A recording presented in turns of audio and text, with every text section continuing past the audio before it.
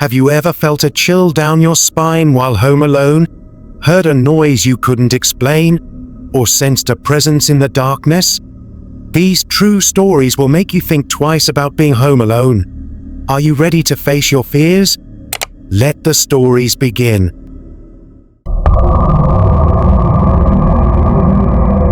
Kelly Davidson had always been a skeptic. Ghosts, hauntings, and the paranormal were nothing but tales to her, designed to scare children or entertain the gullible. A junior in college, Kelly was fiercely independent, determined to make it on her own. She had just moved into a quaint but slightly dilapidated house on the outskirts of her university town. It was the kind of house that had character, with creaky floorboards and drafty windows, but Kelly liked it. It felt like an adventure. Her friends warned her about staying alone in such a place, especially with the stories that circulated about the house being haunted. But Kelly laughed it off. The rent was cheap, and she enjoyed the solitude. After all, she had papers to write, exams to study for, and a life to plan. The first night in the house was uneventful. Kelly unpacked her things, set up her laptop, and settled into her new home. The following nights were much the same. She would come home from class, study, eat, and go to bed. The house was quiet, and she found the creaks and groans of the old structure almost comforting. One night, about a week after moving in, Kelly was working late on a term paper. The only sounds were the tapping of her keyboard and the occasional hoot of an owl outside. It was around midnight when she heard it, a soft, almost imperceptible whisper. She paused, fingers hovering over the keys, straining to hear. Nothing. Shaking her head, she returned to her work, dismissing it as her imagination. The whispering continued sporadically over the next few days. Sometimes it sounded like it was coming from the walls, other times from the floorboards. Kelly tried to ignore it, attributing it to the house settling or the wind. But deep down, a seed of unease had been planted. One evening, Kelly was reading in the living room when she noticed movement out of the corner of her eye. She looked up, but nothing was there. She returned to her book, but the sensation persisted. It felt like someone was watching her. She glanced around the room, her heart beginning to race. Still, there was nothing. Deciding she needed a break, Kelly got up to make herself some tea. As she entered the kitchen, she saw a shadow dart across the wall. She froze, her breath catching in her throat. The shadow was gone in an instant, but the feeling of being watched intensified. Kelly tried to rationalize it.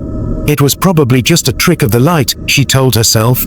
Or maybe she was overtired from studying. She took a deep breath and made her tea, trying to shake off the fear. A few days later, Kelly was getting ready for bed.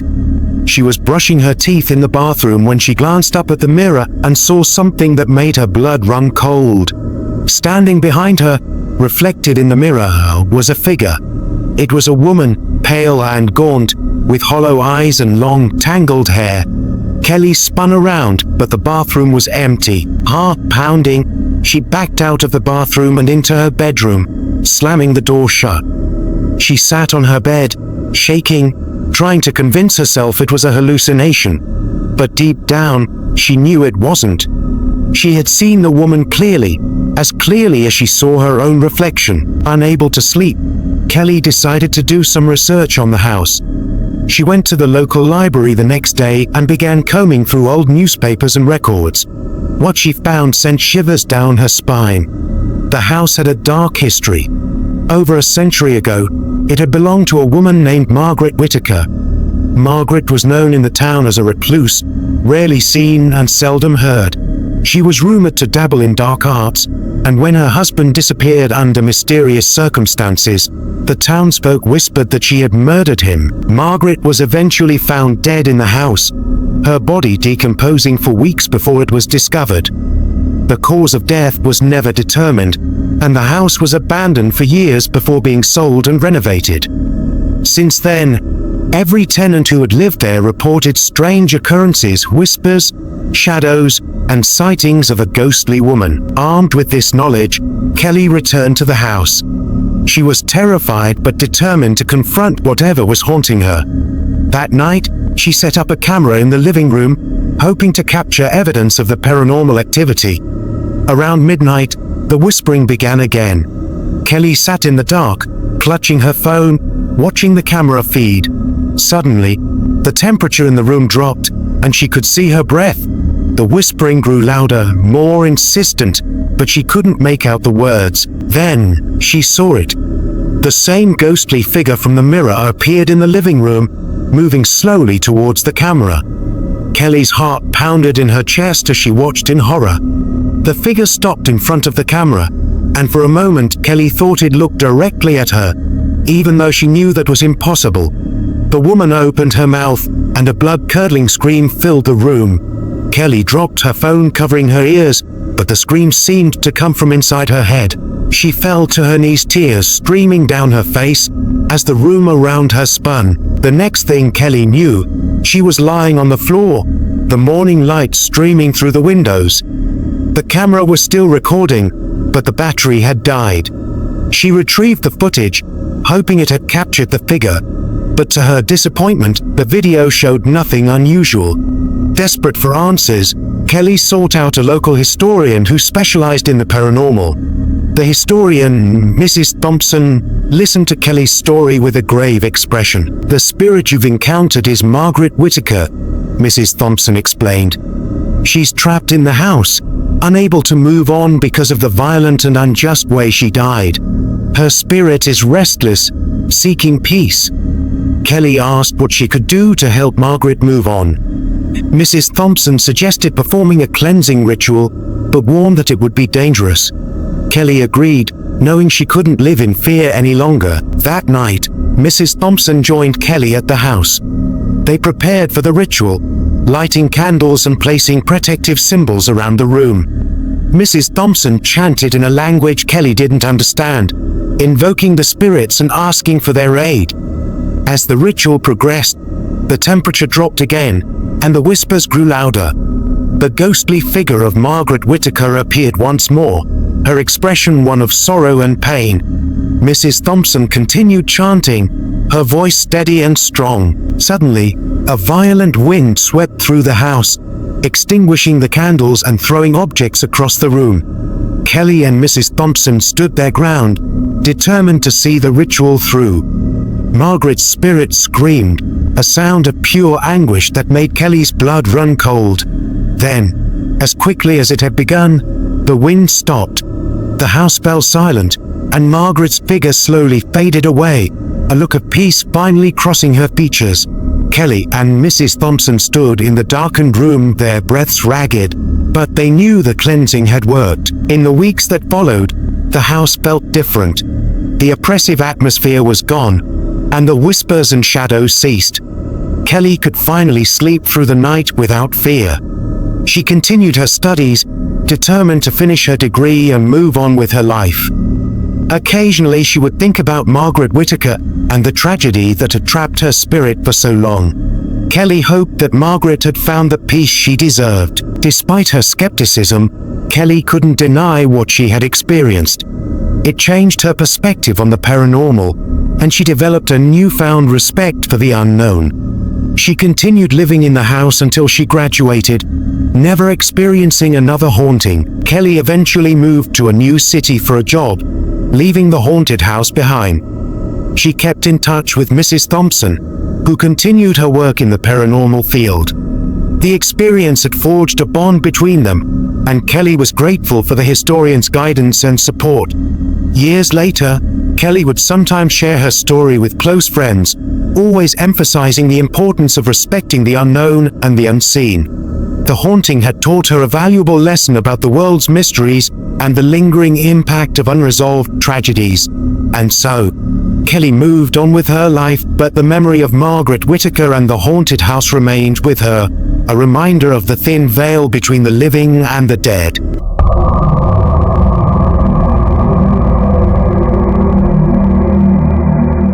Emma had never minded being home alone. At 17, She often found herself relishing the quiet moments when her parents went out for the evening. Their suburban house was in a safe neighborhood, the kind of place where everyone knew each other, and the biggest scare came from an occasional stray cat knocking over a trash can. Tonight, however, felt different. Her parents were attending a late-night gala, and Emma's younger brother was staying at a friend's house for a sleepover. Emma had the entire house to herself. She planned to binge watch her favorite TV series, eat some popcorn, and enjoy the solitude. As she settled into the couch with her snacks, the familiar opening theme of her show playing, she noticed something odd. It was too quiet. The usual sounds of distant cars, crickets, and rustling leaves seemed absent. The silence was almost oppressive, pressing against her ears like a weight. Shaking off the uneasy feeling, she turned up the volume and tried to focus on the screen. The plot was thickening, and she was soon engrossed. An hour later, as a suspenseful scene unfolded, the TV screen flickered and went black. Emma groaned, thinking it was a power outage, but the lights were still on. She tried the remote, pressing the buttons harder, but nothing happened. Frustrated, she decided to check the connections. Kneeling by the TV stand, she noticed that the power cord had been unplugged. A cold shiver ran down her spine. She distinctly remembered turning everything on properly. She plugged it back in, but before she could return to the couch, she heard a noise. A soft, almost imperceptible creak from upstairs. Emma froze. Her parents' room was directly above the living room. She strained her ears, heart pounding, but the sound didn't repeat. "It's just the house settling," she whispered to herself, a phrase her dad often used to explain away the creaks and groans of their old home. Trying to shake off her fear, she resumed her seat and restarted the episode. Emma managed to calm herself down and got absorbed in her show once more. An hour went by without any further disturbances. Just as she started to relax, the sound of footsteps echoed down the hallway. Her heart leaped into her throat. She muted the TV and listened. The steps were slow, deliberate, and coming from upstairs. She glanced at the clock. It was nearly midnight, far too early for her parents to be back. Panic set in. Emma grabbed her phone and dialed her mom's number. The call went straight to voicemail. She tried her dad's number with the same result. Taking a deep breath, she decided to call 911, but hesitated. What if it was just her imagination? She didn't want to overreact and have the police come for nothing. The footsteps stopped. Emma's heart was racing so fast she could hear the blood pounding in her ears. Summoning her courage, she decided to investigate. She grabbed a baseball bat from her brother's room, her hands shaking, and made her way to the staircase. The house was eerily silent again. She crept up the stairs, wincing at each creak underfoot. At the top, she paused, listening for any sound, any hint of movement. The hallway was dark, but she could make out the silhouette of her parents' bedroom door, slightly ajar. Taking slow, cautious steps, she approached the door. As she reached out to push it open, she heard a soft whisper from inside. It was a voice she didn't recognize. Her blood ran cold. Emma pushed the door open with the bat, ready to swing. The room was empty. The whispering had stopped. She quickly checked the closet and under the bed, but there was no one there. Confused and terrified, she backed out of the room, keeping her eyes on the shadows. As she turned to head back downstairs, something caught her eye. A shadow moved at the end of the hallway. She could barely make it out, but it seemed to dart into her brother's room. Gathering every ounce of courage, she tiptoed toward the room. The door was ajar, and she could hear her own shallow breaths as she approached. Pushing the door open with the bat, she flicked on the light. The room was empty, just like her parents. Emma's mind raced. Was she going crazy? Was someone toying with her? Feeling a mix of frustration and fear, Emma decided to check the rest of the house.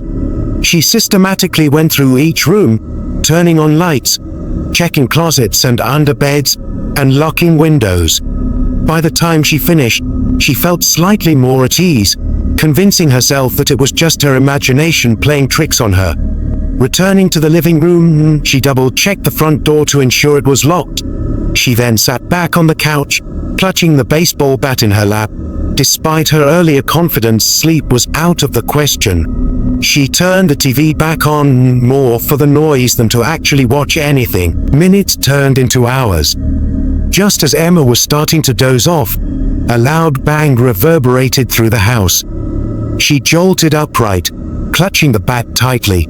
The sound had come from the basement. Emma had always hated the basement. It was dark, damp, and filled with old, forgotten things that seemed to cast eerie shadows in the dim light. Steeling herself, she crept to the basement door, turning the knob slowly to avoid making any noise. The basement stairs creaked with each step, the air growing colder as she descended. She reached the bottom and scanned the room, her heart pounding. The old furnace clicked and hummed, casting a dim, orange glow. Nothing seemed out of place. Just as she was about to turn back, she noticed something odd. A section of the wall, usually covered by old boxes, seemed different. The wallpaper was slightly peeling, revealing a wooden panel. Emma moved the boxes aside, uncovering a small door she had never seen before. Her curiosity piqued. She tried the handle. It was locked. Desperately searching for a way to open it, she found an old key hanging on a nail nearby.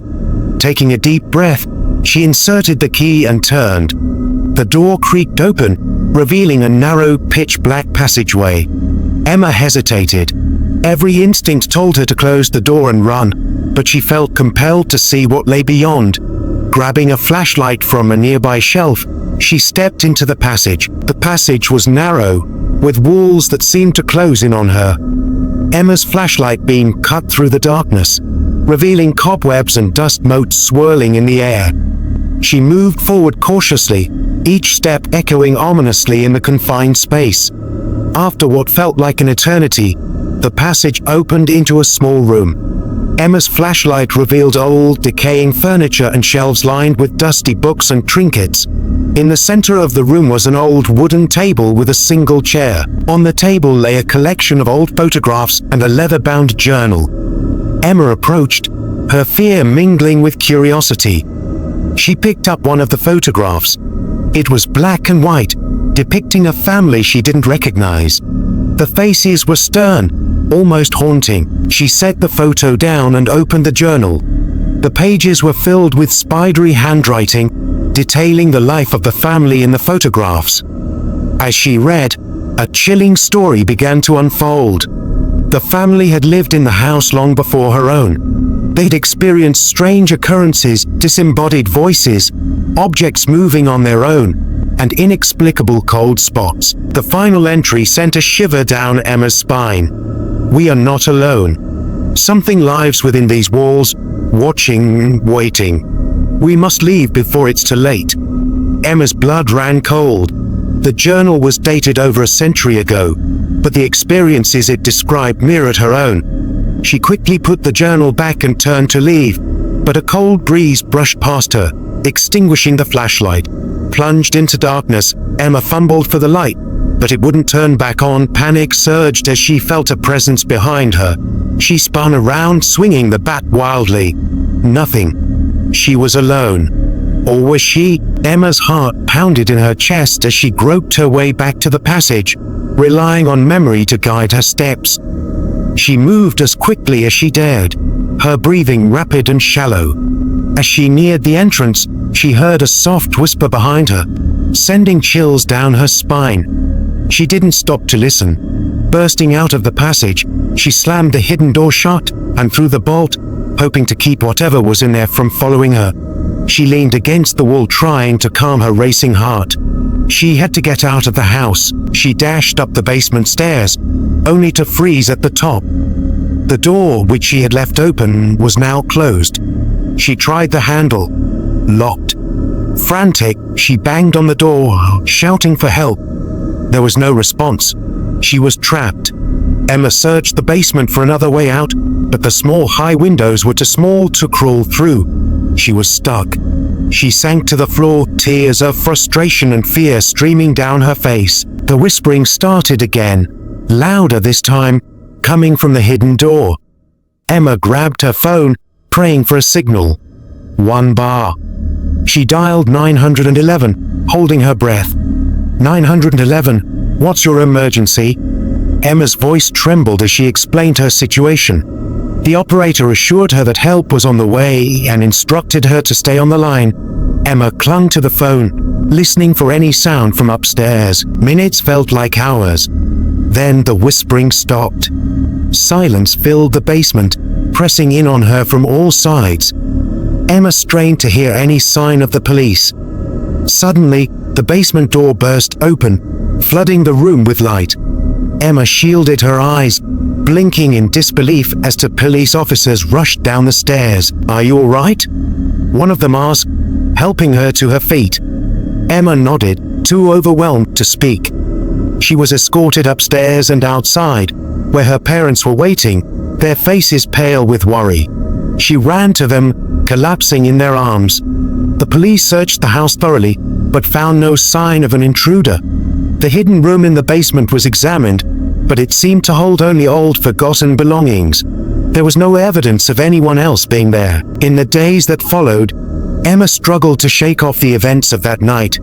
She couldn't sleep, haunted by the whispering and the feeling of being watched. Her parents considered moving, but Emma insisted they stay. She wanted to understand what had happened. She spent hours researching the history of the house, digging through old records and talking to long-time residents. She discovered that the family in the photographs had indeed lived there, and their sudden disappearance had been a local mystery for decades. Determined to find answers, Emma returned to the hidden room in the basement, this time with her father by her side. They carefully examined every item, hoping to uncover more clues. As they sifted through the dusty trinkets, Emma found a hidden compartment in the table. Inside was a small, ornate box. She opened it to find a collection of letters, brittle with age. They were written by the mother of the family, detailing their growing fear and desperation. The final letter was a plea for help, describing a malevolent presence that had taken hold of their home. Emma's father contacted a paranormal investigator, who agreed to visit the house. The investigator conducted a thorough examination, using equipment to detect any unusual activity. He confirmed what Emma had suspected. The house was indeed haunted. With the help of the investigator, Emma and her family performed a cleansing ritual, hoping to rid the house of its unwanted guest. The atmosphere lightened, and the oppressive feeling that had lingered in the air seemed to dissipate. Life slowly returned to normal. Emma's parents were more attentive, ensuring she was never left alone for long periods. Emma herself grew stronger, her fear replaced by a determination to live her life without being haunted by the past. She never forgot the family who had once lived in her home, and often visited their graves, leaving flowers and saying a prayer for their peace. The house remained a part of her, a reminder of the thin veil between the living and the dead. Years later, when Emma moved out to start her own life, she carried with her the lessons learned from that terrifying night. She knew that some things couldn't be explained, but they could be faced with courage and resilience. And the house, once filled with fear and whispers, became a home again, filled with light and laughter. Emma's story became a part of its history, a testament to the strength of the human spirit in the face of the unknown.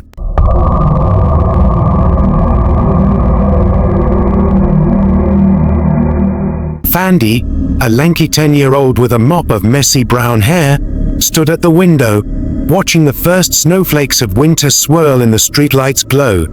He was ecstatic. The annual ski trip meant his parents were gone for a week, leaving him in charge with a hefty instruction manual and a promise of daily phone calls. The first few days were a dream. Fandy feasted on junk food, reveled in cartoon marathons, and built a sprawling blanket fort in the living room. But by day 4 the novelty wore thin. The silence of the empty house started to feel oppressive, punctuated only by the creaks and groans of the old structure. One snowy afternoon, rummaging through the attic, Fandy stumbled upon a dusty box filled with his grandmother's belongings. Nestled amongst faded photographs and chipped teacups was a beautiful snow globe. As he shook it, A miniature ski village came to life beneath a swirling glitter snowstorm. But something felt different.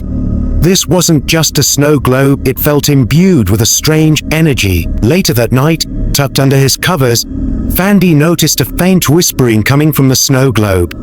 He strained to hear. It sounded like a child's voice, speaking in a language he didn't understand. Curiosity gnawed at him. Over the next few nights, the whispers grew louder, more insistent. The images in the globe seemed to change, figures flickering in and out of view. One night, the whispers morphed into a chilling plea. "Help me." The voice rasped. "They trapped me here." Fandy's heart hammered in his chest. Sleep became a distant memory, replaced by an overpowering urge to unlock the globe's secrets. He spent hours scouring the internet, searching for stories and legends about enchanted snow globes. Finally, deep within an obscure online forum, he found a fragmented tale. It spoke of a lost village, cursed by an evil entity, and imprisoned within a snow globe. The only way to break the curse was with a pure heart and a selfless act. Suddenly, the gravity of the situation hit Fandy. He wasn't just facing a creepy toy, a trapped soul was pleading for his help. Determined, he followed the forum's cryptic instructions. It involved a bizarre ritual involving specific ingredients, cinnamon, moonlight, and a single tear. Under a sliver of moon, Fandy completed the ritual. The room grew frigid, the snow globe pulsed with an eerie light. Then, with a deafening crack, the glass shattered. A gust of icy wind swept through the room, followed by a soft, luminous glow. A tiny figure, no bigger than his thumb, materialized amidst the glitter snow. It was a child, the same one from the visions. Their eyes met, a look of immense gratitude shone in the miniature figure's face. With another gust of wind, both the child and the snow globe remnants vanished.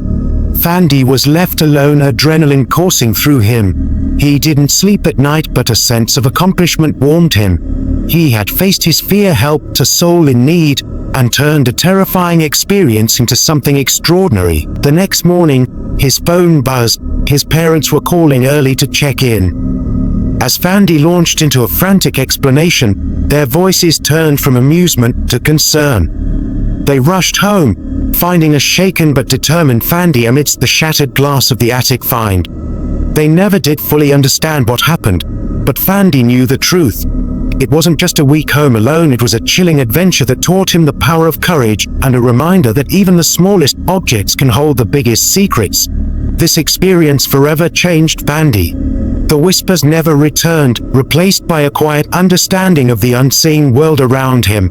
He still enjoyed the solitude of an empty house, but it no longer felt oppressive. He knew that sometimes the most terrifying things can lead to the most profound discoveries.